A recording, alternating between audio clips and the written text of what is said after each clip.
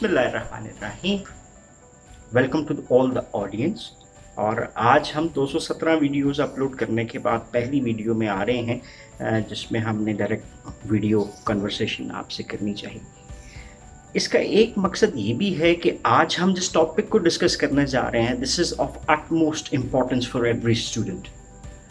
हम online teaching और online studies के सारे प्रोसेस से जिस तरह से गुजर रहे हैं, it's a hard time in the covid.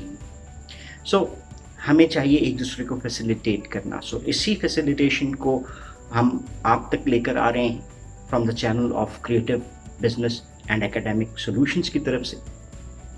Case studies it's a very important topic, और स्टूडेंट्स के हवाले से जो एक ब्रिज बनता है किसी भी जो बुकिश नॉलेज है और प्रैक्टिकल नॉलेज का, वो केस स्टडीज़ हैं।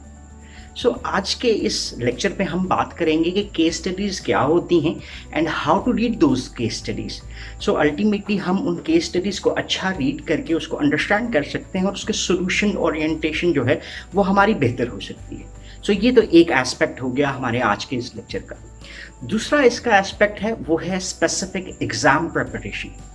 सो जब हम एग्ज़ाम्स में जाते हैं और हमें केस स्टडीज़ प्रेजेंट की जाती हैं और हमें उसके सॉल्यूशंस भी प्रोड्यूस करने होते हैं, और एट टाइम वहाँ पे हम स्टक कर जाते हैं, और उसकी एक बुनियादी रीज़न क्या हमें नज़र आती है कि we don't know how to solve these case studies. एक और एस्पेक्ट उसका रिलेट करता हुआ नज़र आता है, वो ये है कि हमने कभी केस स्टडीज़ को प्रैक्टिस ही नहीं किया होता।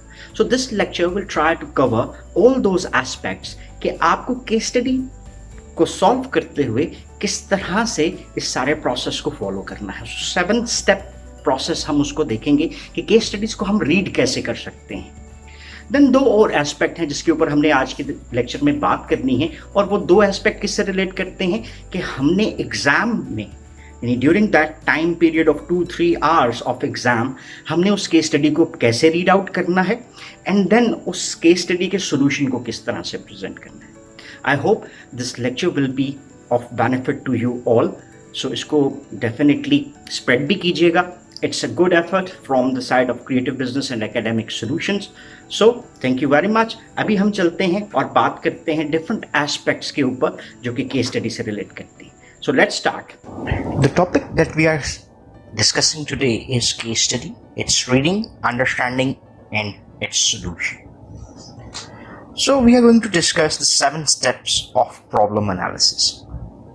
जब हमें कोई भी केस प्रेजेंट किया जाता है तो बेसिकली किसी न किसी प्रॉब्लम को एड्रेस कर रहा होता है। वो प्रॉब्लम किसी ऑर्गेनाइजेशन से रिलेट कर रही होती है, कोई स्पेसिफिक फिनोमेना हो सकता है, या कोई एक सिचुएशन हो सकती है जो कि रियल लाइफ से रिलेट कर सकती है। सो जब हम किसी भी ऐसे केस को देख रहे होते हैं तो हमें उसके सोल्यूशन की तरफ किस अंदाज में जाना है, इसको हम अंडरस्टैंड करते हैं by understanding the 7 steps of this problem analysis.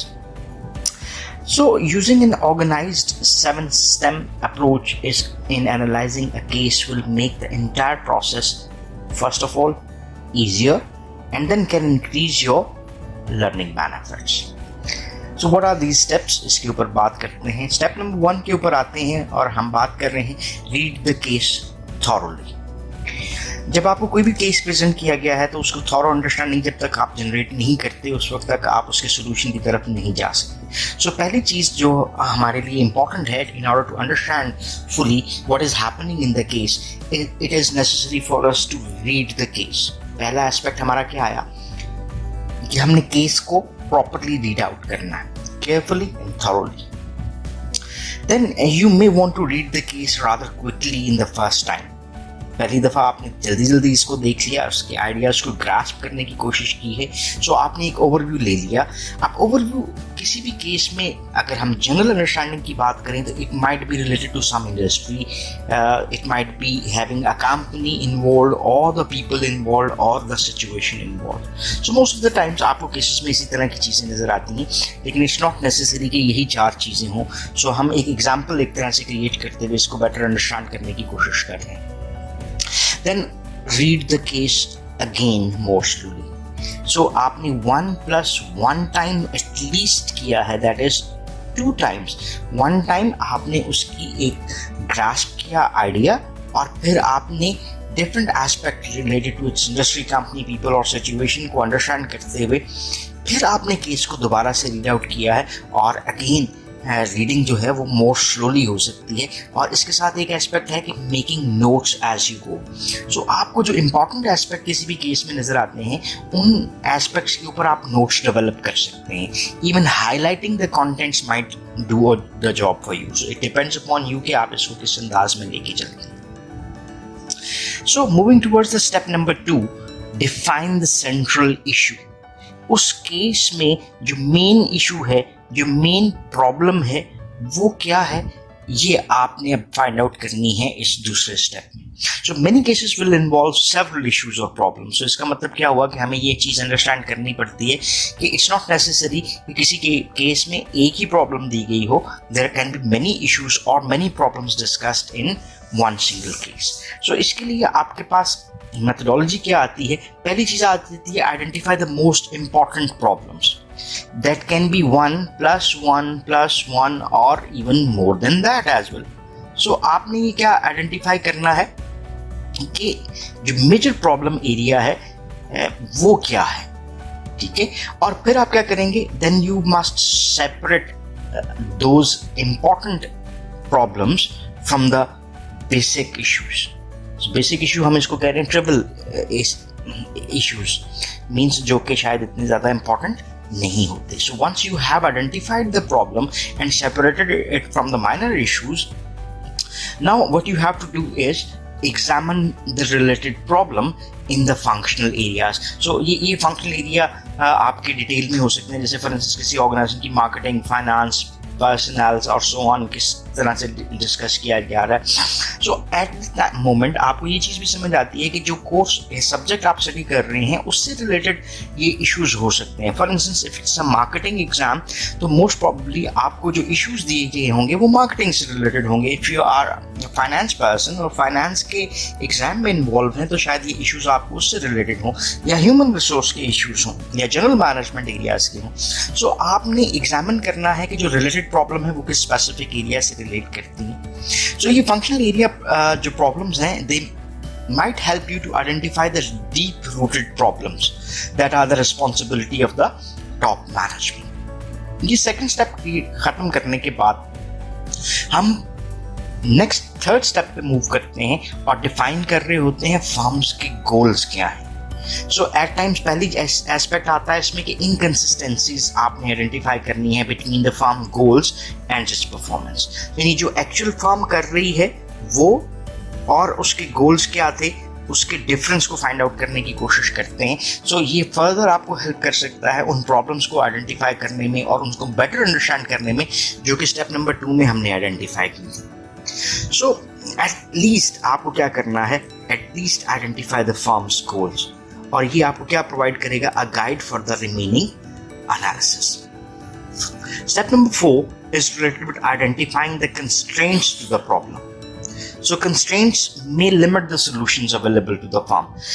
जो भी constraints चाहे वो resources की हो सकती हैं, human aspects की हो सकती हैं, finances की हो सकती हैं, या external environmental constraints हो सकती हैं। जो भी आपको वो constraints दी गई होंगी, आप उनको आइडेंटिफाई करने की कोशिश करते हैं। सो जनरल आइडिया लेते हैं कि अमूमन ऐसे केसेस जो आप स्टडी कर रहे होते हैं उसमें ये कंस्ट्रेंट्स किस किस्म की हो सकती हैं, like limited finances, lack of additional production capacity, personal limitations, strong competitors, or relationship with suppliers and customers, and so on.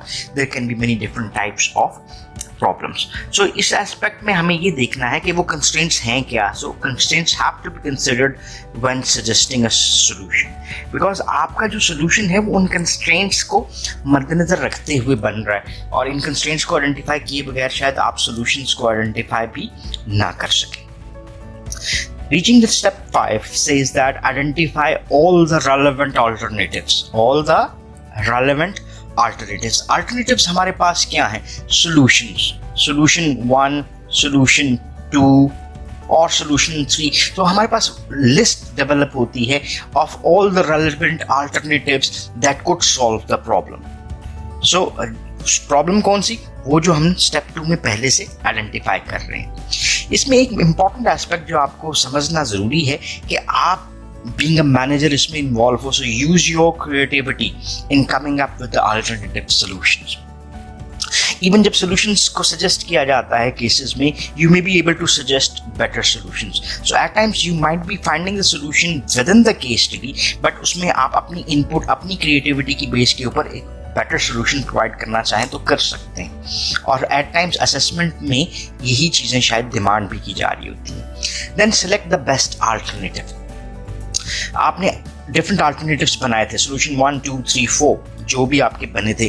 अब आप क्या करते हैं, ईच अल्टरनेटिव को इवेलुएट करते हैं in the light of the available information. So इसमें आप अपने जहन में रखिए जो कंस्ट्रेंट्स आपने लास्ट स्टेप में देखी थी. So if you have carefully taken the proceeding 5 steps, a good solution to the case should be apparent. Or you can resist the temptation to jump. एक इम्पॉर्टेंट एस्पेक्ट ये आता है कि at time हम जल्दी से कंक्लूजन्स ड्रॉ करने की कोशिश कर सकते हैं. इस प्रॉब्लम से आपको बचने की कोशिश करनी है. So you must resist the temptation to jump to the solution in the early stage of the case analysis. So you will probably miss important facts. अगर आप इस अंदाज में चल रहे होते हैं तो आप कुछ इम्पॉर्टेंट जो फैक्ट्स हैं उनको भी शायद मिस कर रहे होते हैं. सो ये बड़ा इम्पॉर्टेंट पॉइंट है किसी भी केस को एनालाइज करने के लिए. सो ये मिसअंडरस्टैंडिंग्स जो हैं ये आपके लिए प्रॉब्लमैटिक हो सकती हैं. एट टाइम आप कुछ इंपॉर्टेंट एस्पेक्ट जो केस में आपके लिए बहुत ज़रूरी होते हैं उनको स्किप कर जाते हैं. सो जंपिंग टू द कंक्लूजन्स और मिस रीडिंग्स जो सी हैं, लेसर रीडिंग्स जो सी हैं, लेसर इंपॉर्टेंस देना किसी भी एस्पेक्ट को, वो आपके लिए ख़तरनाक हो सकता है केस को सॉल्व करने में. So you will also need to explain the logic. यानी आप किसी भी एस्पेक्ट को जो कि एज अ सोल्यूशन प्रेजेंट कर रहे हो, आपको ये भी अंडरस्टैंड करना है कि उसकी लॉजिक क्या है, why you are proposing that kind of a solution. So you use to choose one alternative and reject the others, so you must explain the logic behind that. Then हमारे पास आता है 7th step, that is develop an implementation plan. At times आपसे सिर्फ solution मांगा गया होता है, सो आप 6 स्टेप तक ही इस केस को कंक्लूड कर सकते हो. एट टाइम्स आपसे सोल्यूशन के साथ उसका इम्प्लीमेंटेशन प्लान भी डिज़ाइन करने को कहा गया होता है. So at that type of a case आपको क्या करना है, आपका फाइनल स्टेप 7 नंबर बनता है, is the analysis to develop a plan for effective implementation of your decision. कि आप उनके लिए different resources, hierarchical structures, possible solutions, leadership plans, motivational aspects, ये तमाम चीज़ों को एज अ प्लान बना कर दे रहे हो. So lack of an implementation plan even for very good decision can lead to disaster for a firm and for you as well while you are the manager in that case. So do not overlook this step. So ये हमारे क्या हुए, 7 steps complete हुए. So इसको एक दफ़ा revise कर लेते हैं हल्का सा और देखते हैं कि हमने कहा था पहला read the case thoroughly. Second step हमारा आया था define the central issue. Third step हमारा था define the firm's goal. Fourth step हमारा था identify the constraints to the problem. Fifth step था identify all the relevant alternatives. Sixth step was involved regarding selecting the best alternative, and if 7th step is involved, that is involved in relation to development of an implementation plan. So ये हमारे पास general recommendations थी जो किसी case को study करने के लिए हम अप्लाई कर सकते हैं. यहाँ पर एक चीज़ समझना बहुत ज़्यादा ज़रूरी है, वो ये है कि हर केस अपनी नेचर में फ़र्क हो सकता है. यहाँ पे हमने जो डिस्कस किया उसमें अमूमन बिजनेस से रिलेटेड डिफरेंट केसेस हैं, उसकी जनरल अंडरस्टैंडिंग डेवलप की है. इन्हीं जनरल गाइडलाइंस को यूज़ करते हुए आप डिफरेंट नेचर ऑफ केसेस को एड्रेस करना चाहें तो एड्रेस कर सकते हैं. अब हम मूव करते हैं answering the case study questions. ये हैं वो एग्जाम क्वेश्चंस. जैसे फॉर इंस्टेंस अगर एक केस स्टडी आपको एग्जाम के हवाले से प्रेजेंट की जाती है and you have a limited time to solve this case study. अमूमन एग्जाम्स में जो केस स्टडीज प्रेजेंट की जाती हैं they are presented of 30 minutes to 60 minutes. So 30 to 60 minute solutions आपको प्रोवाइड किए जाते हैं और इसी के बीच में आपने उस केस को स्टडी भी करना होता है एंड देन उसके आंसर्स भी आपने डेवलप करने होते हैं.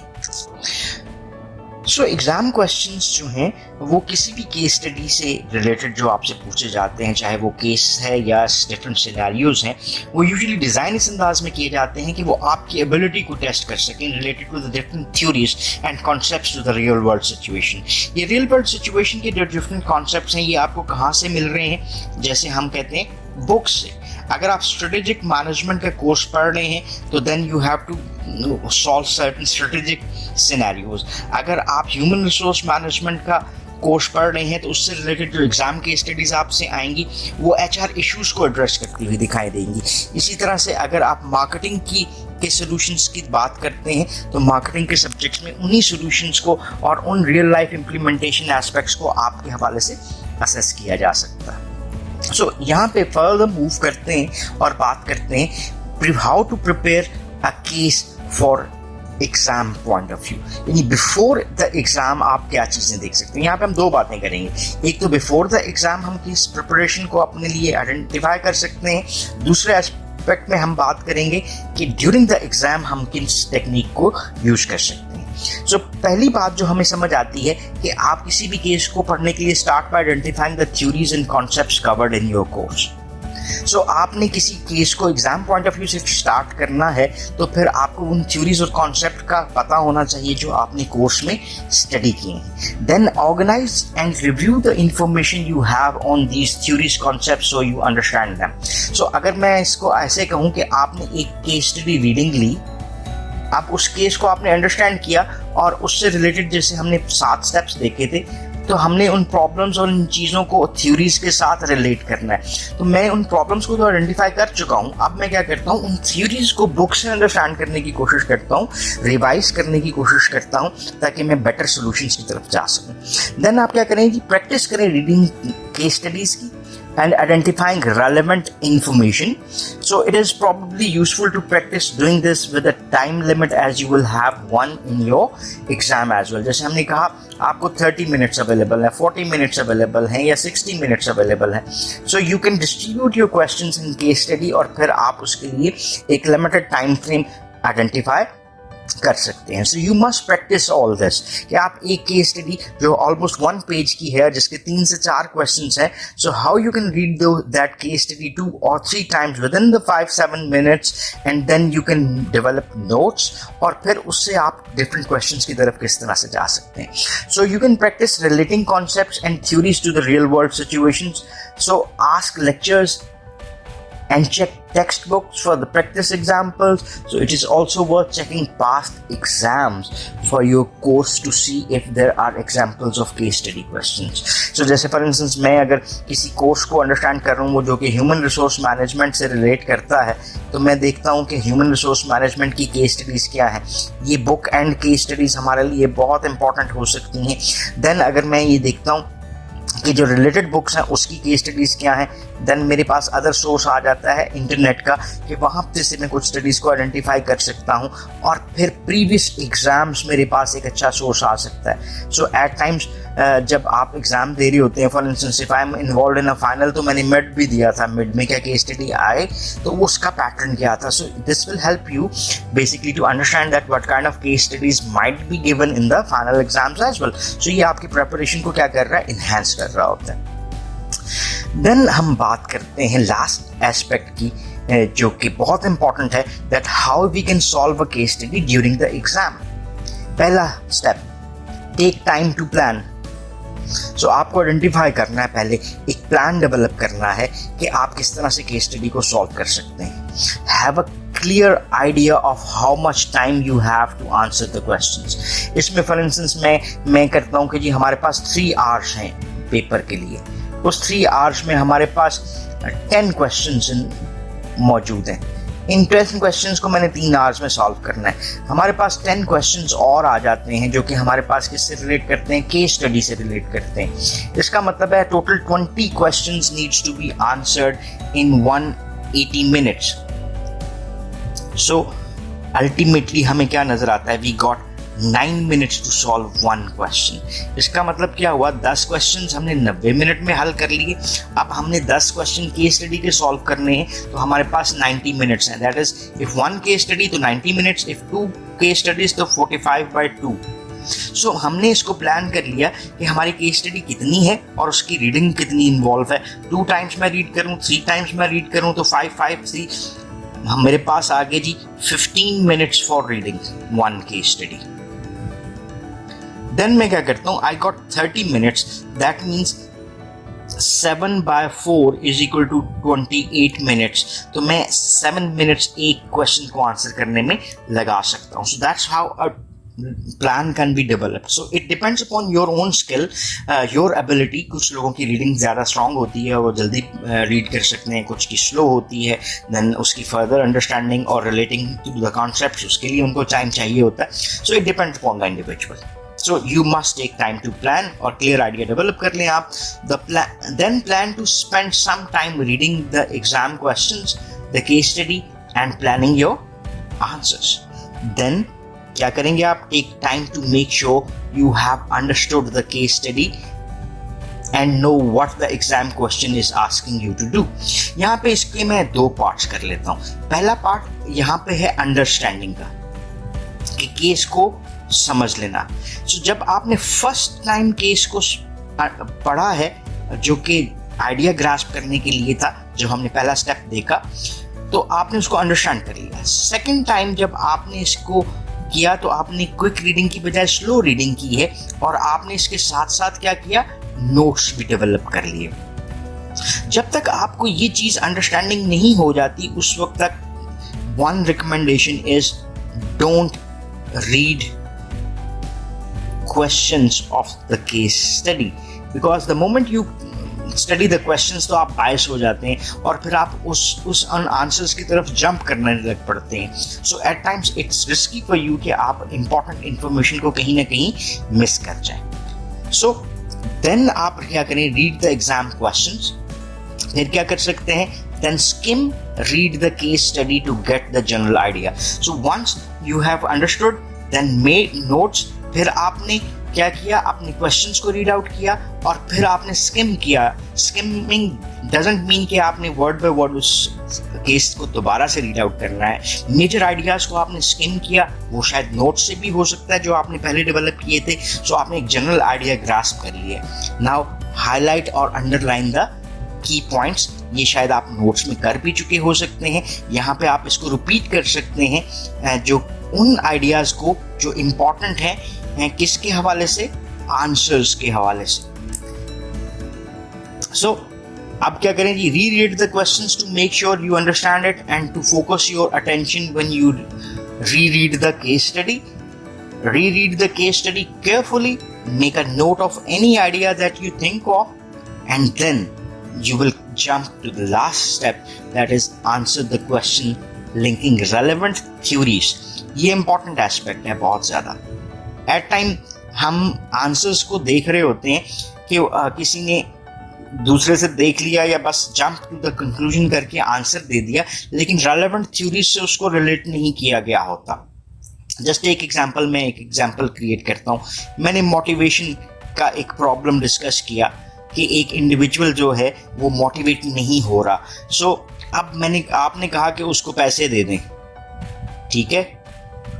मैंने किसी और साथ आपने ये रिकमेंड किया कि उसको पैसों के साथ साथ आप उसकी नीड्स को आइडेंटिफाई करने की कोशिश करें। That's good, these are the possible solutions. लेकिन मैं पैसे देने के साथ अगर ये दिखता हूं कि जो रिवॉर्ड थ्योरी है ऑफ मोटिवेशन की, कि ये 2 हो सकते हैं, either intrinsic and extrinsic rewards, और हम इस थ्योरी को यूज करते हुए different identification of the intrinsic and extrinsic rewards को आइडेंटिफाई कर लेते हैं। दूसरा सोल्यूशन मैंने दिया कि नीड्स को आइडेंटिफाई करें। वहां पर मैं कहता हूं कि according to the Maslow's hierarchy of need, Maslow's have identified the needs according to these 5 different hierarchical levels। और इसमें पहला लेवल ऑफ नीड ये आता है, दूसरा, तीसरा, चौथा और 5वां नीड ये आता है। इसके थ्रू हम नीड्स को आइडेंटिफाई करके उसको डिफरेंट स्टेप्स पे मोटिवेट कर सकते हैं। So this is where I have linked my answer with the relevant theories and concepts. So ये जो थ्योरीज और कॉन्सेप्ट्स हैं, they must be according to the specific information जो केस से रिलेट कर रही होती है। So this is the way you can better solve a case study in your exam. So always remember that planning makes a difference. So इसको conclude करते हैं थोड़ा सा आगे चलते हुए. Usually you will need to write your answers in clearly formed paragraphs which have a clear topic. अब ये पैराग्राफ तो लोग राइट डाउन कर लेते हैं, एट टाइम्स उसका टॉपिक नहीं देते, यानी at times you need what, you need some headings to answer. Otherwise आपका जो मेजर आइडियाज हैं, चलें जी ये मैं एक आपके लिए पैराग्राफ बनाया तो ये दूसरे पैराग्राफ में लिख दिया और फिर तीसरे में चला गया. So the paper checker is not grasping the ideas. लेकिन अगर उसको क्लियर टॉपिक मिलते हैं तो उसके लिए इस आइडियाज की बेस के ऊपर चेकिंग आसान होती है, which will support your answers as well, और आपके मैक्सिमम मार्क्स जनरेट करने के चांसेस भी ज़्यादा होते हैं. So that is well supported with the evidence and the examples. इसको हमने पहले भी बात कर ली कि थ्योरी के साथ आप सपोर्ट देंगे. So instead of simply describing or restating information from the case itself, ये important point है, इस पे बात करते हैं. Use specific details or examples to support the points you are trying to make. At times we used to solve certain questions जो कि हम इंग्लिश के सब्जेक्ट में करते थे, जिसमें हमने समरी लिखनी होती थी और हम उन्हीं पॉइंट्स को शॉर्ट करके दोबारा से लिख देते थे. At times we have seen people solving the case like that कि जो केस के बीच में से चीज़ें हैं उसको वो ब्रैकेट में लगाकर निशान और फिर उसको वापस लिखना शुरू कर देते हैं. This is not the solution to any case study. So ये पहला पॉइंट जो हमें ये कह रहा है कि सिंपली डिस्क्राइब ना करें या रीस्टेट ना करें इंफॉर्मेशन को जो केस में आपने पढ़ी है, बल्कि स्पेसिफिक डिटेल्स और एग्जांपल्स आप यूज करें टू सपोर्ट योर पॉइंट्स कि आप बेसिक क्या आइडिया जनरेट करना चाहते हैं. So this is where you link theory to the facts from the case study as well. So that concludes our concepts. So if you still have any questions or queries, so definitely you can ask in the comment section. I hope कि creative business and academic solutions की ये effort आपके लिए फ़ायदेमंद होगी, not even in your student life but in practicality, जहाँ पे भी आप डिफरेंट टाइप्स ऑफ ट्रेनिंग्स में इन्वॉल्व होते हैं और केस स्टडीज़ को आपको देखना पड़ता है, कहीं कॉम्पिटिशन्स में जाते हैं, तो भी आपके लिए ये एक वर्कशॉप लाइक लेक्चर आपको बेनिफिट दे सकता है. So if you are getting any benefit from this lecture, so do like this video and share it with all other students and all other members who can get benefit from that. So thank you very much for watching this video. I hope अगर आपको video पसंद आई तो आप channel को subscribe करना भी पसंद करेंगे. Thank you very much once again for watching this video. Have a nice time. Allah Hafiz.